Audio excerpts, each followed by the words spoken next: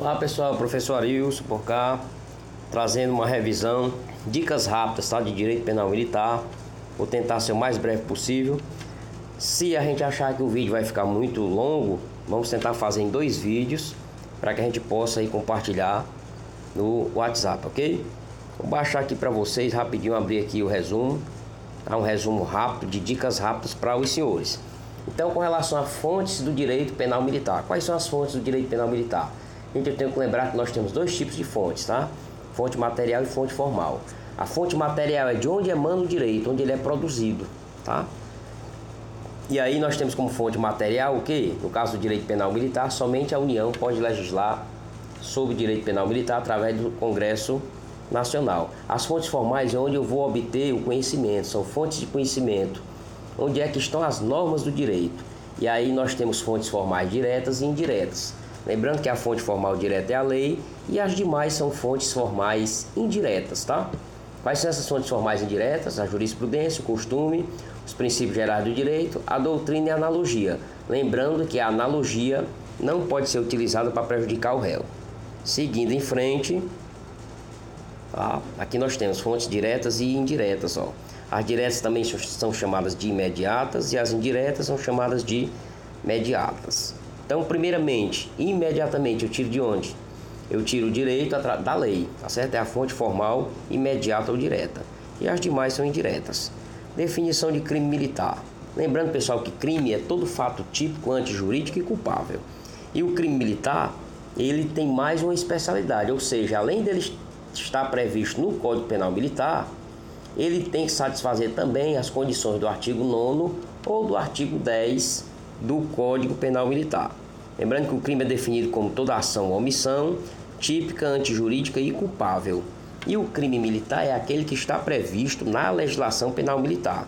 Então aqui, pessoal, tem um princípio do... você vai utilizar o princípio que aqui, pessoal, da lei, né? Tem que estar previsto na lei. Ratione legis, ou seja, só é crime militar, primeiramente, se tiver previsto na lei militar. E depois tem que estar previsto, né, alguma das situações do artigo 9º ou artigo 10 para poder ser crime militar. Então, em primeiro lugar, a primeira análise que eu faço é preciso encontrar a previsão do fato na parte especial do CPM. Beleza, em segundo lugar, eu vou olhar a previsão. É preciso verificar se o fato criminoso enquadra-se em uma das hipóteses do artigo 9º e do artigo 10. Você já sabe que essas hipóteses, resumidamente, é o que, pessoal? Quando o crime é praticado de militar e tem como vítima outro militar, quando esse crime é praticado nas dependências da administração militar, quando esse fato prejudica bem sujeito à proteção da administração militar. São várias situações que tem que estar presente uma delas para que o crime seja militar, tá bom? Competência agora da Justiça Militar Estadual. A Justiça Militar Estadual sofreu algumas alterações na sua competência com a emenda constitucional número 45 de 2004, conhecida por Reforma do Judiciário. Portanto, é competência da Justiça Militar Estadual, artigo 125, parágrafo 4º, processar e julgar os crimes militares, praticados pelos militares dos estados, bem como as ações judiciais contra atos disciplinares militares. Tá bom? Então, a primeira competência é essa, pessoal. Primeiro, julgar os crimes militares praticados por militares dos estados. Segundo, as ações que visem o quê? Rever decisões disciplinares contra os militares. Exemplo, eu fui punido na esfera disciplinar e acho que aquela punição é ilegal. Eu entro na justiça e o foro competente é a Justiça Militar Estadual para rever aquela punição. Tá bom? Agora lembrando, pessoal, quando o crime for doloso contra a vida e a vítima for civil, aí esse processo não será mais processado e julgado na Justiça Militar Estadual, e sim na Justiça Comum. É o que ele diz aqui, ó. Cabendo, né, a competência do júri quando a vítima for civil, tá? E o crime for doloso contra a vida, claro. Outro detalhe, pessoal, o civil não comete crime militar na esfera estadual. Ou seja, se um civil praticar um crime que teoricamente seria crime militar, não será um crime comum e será julgado na Justiça Comum. Ou seja, o civil não pratica crime militar na esfera militar estadual. Tá bom? É a nossa observação aqui, ó. Ela aqui em cima, ó. O civil não responde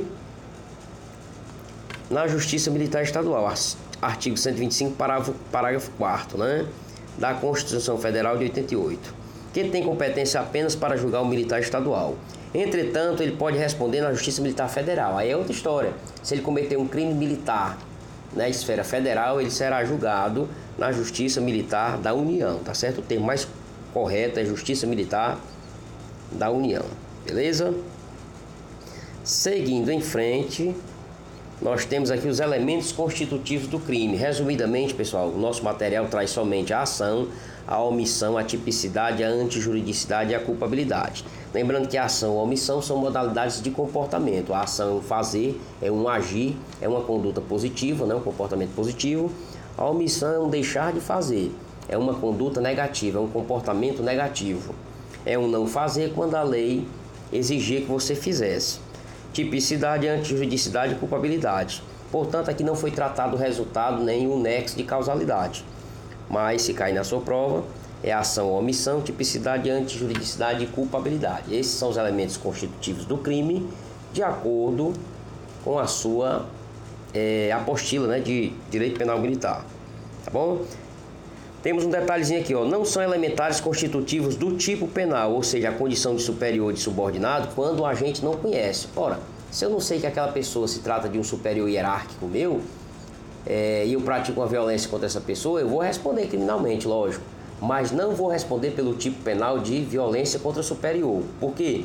Porque é necessário que eu conheça a condição de superior hierárquico para responder por esse tipo penal, tá certo? Essas excludentes, né, dos elementos constitutivos estão no artigo 47 do CPM, tá bom? Quando você não sabe da condição de superior hierárquico ou de subordinado, essa condição não será elementar do tipo, não será levada em consideração. A outra situação é a qualidade de superior, de inferior, de oficial de dia, de quarto de hora, de serviço, de sentinela, de vigília, de plantão. Se você também não conhece, aliás, quando você pratica uma ação contra essas pessoas, né, repelindo uma injusta agressão, ou seja, você age em legítima defesa, essas condições aqui de oficial de dia, contra oficial de serviço, né, contra sentinela, contra vigília, contra plantão, não serão elementares do tipo, ou seja, não serão levadas em consideração. Por quê? Porque você agiu, tá bom? Repelindo injusta agressão. Mas vamos dar uma parada aqui para o vídeo não ficar muito longo e a gente termina aqui o restante dessas dicas fazendo um outro vídeo para que a gente possa, logicamente, compartilhar através do WhatsApp, tá bom? Forte abraço aí para vocês do professor Arilson.